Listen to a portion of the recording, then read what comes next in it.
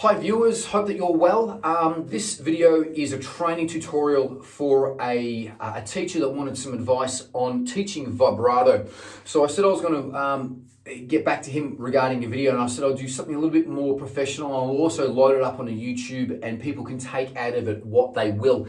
Even though this video is not really going to teach you how to do vibrato. It's more so from a teacher's point of view on how to develop and teach vibrato. So vibrato is basically generally a semitone raise above the note that you want to hold. So for instance, if you want to hold this note here, that was with vibrato. So it had that little wobble sort of in it. This is without vibrato. So you can hear the difference, that's all it is. So it's a bit nicer to hear notes with vibrato, but I want to stress that there are some absolutely amazing singers out there that don't have vibrato. One of my favorite singers, Steve Winwood, doesn't have vibrato, and he's an absolutely fantastic singer. Same with Sting from the Police, didn't use any vibrato in the Police at all. Now, how I develop vibrato within my students is it normally happens naturally by itself after I teach students how to properly diaphragmatically breathe and use their diaphragm properly, meaning not tightening up too much or using too much air down low, but having more diaphragmatic support and a little bit more air in the diaphragm as we're going up higher in their higher range. And you normally get more vibrato up in the higher range because the diaphragm is firmed up, and that's where vibrato comes from, is your diaphragm, not your voice and not the jaw. So after I've taught all of my students that, I'll run through generally scales, and I'll see that it will be happening as they're holding the ends of these different scales out. It will be happening and developing naturally by itself, and we try to get that happening all the way through the scale if we possibly can. But I normally would hear that develop in my students, generally 4 weeks, 5 weeks after I've taught them correct diaphragmatic breathing. If they still want to develop it further and they say, hey, look, I want more vibrato, I literally want to have vibrato really prominent on everything. The first scale that I do is just a basic trilling scale, and then when we hold out, I try to hold the vibrato on the holding note. So the basic trilling scale is just like this. And I try to get some vibrato going off that. If they're not getting that, I do it quicker. So I do a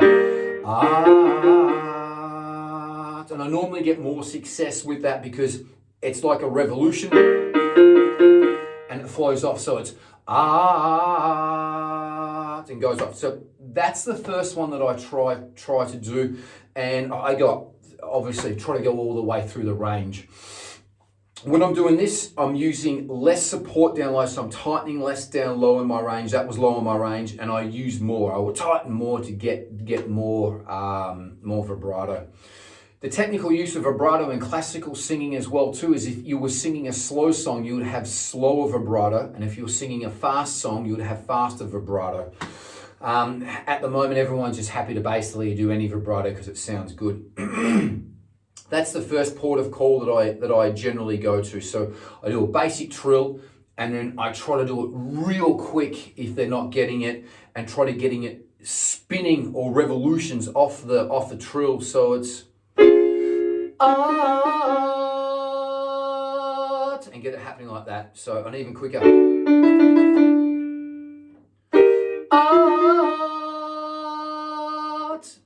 So that's my first one, and we generally 90% of the time we're getting vibrato using that scale. Where I get really good results from are scales that I call VBC scales. These are scales that I invented myself. VBC stands for vocal breath control, and basically we move up and down through the scale, and in the second last note we hold and support, and then the last note we just pull the diaphragm in to raise the last semitone. So they are VBC scales. A lot of my more advanced teachers will know about VBC scales. And this is my second port of call. So if they're, and to try to develop it naturally. So it's a VBC scale is just done similar to this. I'll do a very simple VBC scale here because I want to make this video as short as I can. It's just so, la. So I raise this semitone, watch my stomach from the side. So, la. And I try to get a bit of vibrato. When I tuck this in, I tighten my stomach muscles a little bit more. But VBC scales are all about sustain and holding notes straight. So it's not about particularly developing vibrato, it's about sustain and steadiness, because VBC scales are all to do with your diaphragm and holding long sustained notes. So again, as I go up higher, I take in a bit more air. So, la. And I was getting more vibrato because I'm tightening more. So as I said, vibrato normally happens more naturally up in the top range. So that is a very simple VBC scale. It's one of the first VBC scales that I teach any of my students. And VBC is more an advanced technique. I don't go into VBC with my students. It's generally 3 months to the 6 month period when I start VBC scales.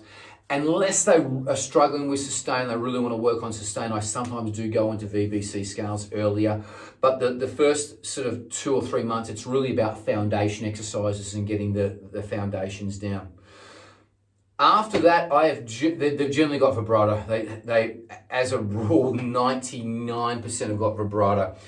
If they still haven't got vibrato and they really want to develop vibrato and they're really breaking my balls and they want to develop vibrato, I do what we call the JAWS technique, which is I do this on semitones. So I just go like this, and it's basically,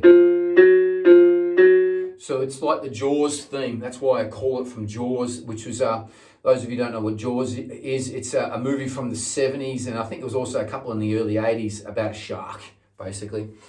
But I basically do this semitone trills, really it is. And I just do it in blocks of 4. One that's slow, medium, fast, and then together. So we're trying to get it spinning and revolutions on the very last one. So I go semitone, so it's and then I try to get some vibrato at the end. And then I go quicker. Then I go a bit quicker again. And then together. So I go and try to get the vibrato spinning between those 2 semitones, if that makes sense. Then I just keep on going up, like I would go up the next semitone and on, keep on developing that. Generally in the middle part of the range, I try to get vibrato happening in the middle to higher part of the range. And yet they're all my tricks and techniques about how to develop vibrato. So as I said, I normally try to develop vibrato naturally, because vibrato should be a natural thing. And then if someone's really, harking on me saying, hey, look, I want a super, super crazy goat-like vibrato, then I'll go into this artificial development of the vibrato. But as again, I'm not such a big fan of it, but I do sometimes give it to some students. Hope that has helped the teachers out and helped any viewers out as well too. Peace. If you have any comments, put them in the comments below. If you like this channel, click like and subscribe. And yeah, if you have any questions about singing, put them in the comments below, and if it's a good one, we will definitely do a video for you. If we could help you or someone that you know with their singing, we'd be absolutely honored. Check out the links below for more info. We have numerous studios in Melbourne, and with male and female teachers. We also teach online 7 days a week, with male and female teachers. And if face-to-face singing lessons aren't your thing, check out the Ultimate Online Singing Course, which will guide you through everything you need to know about singing, again, in the links below. Click like and subscribe. Keep the comments polite. Big love. Until the next video, no editing. Bye-bye.